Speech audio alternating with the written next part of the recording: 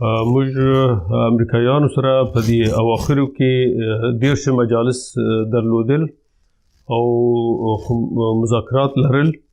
اوس زموږ مذاکرات پای ته رسېدلي دي. دواړو ټیمونه خو په هغه باندې موافقتنامې باندې انیشل کړي دي.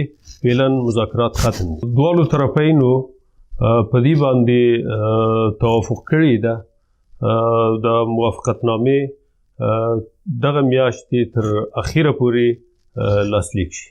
دواړو طرفینو ژمنه کړې ده د لاسلیک څخه مخکې باید مناسب فضا رامنځته شي.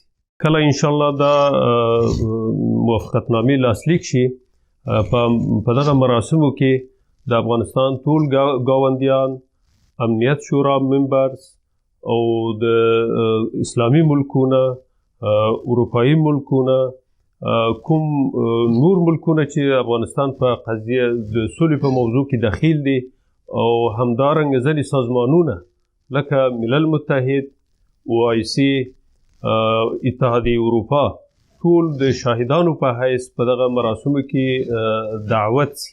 البته دا مراسم په دوحه کې کیږي.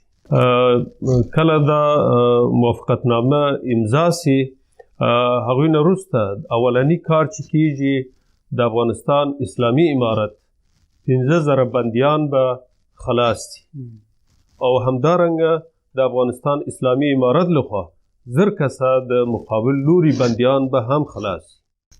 کله د افغانستان اسلامي امارت 15,000 بندیانو خلاصېدلو پروسه کامیابی سره ترسره شي، هغوی نه وروسته به بین الافغاني مذاکرات شروع کیږي. البته ځای په رابطه تر اوسه تصمیم نیول شوی نه دی.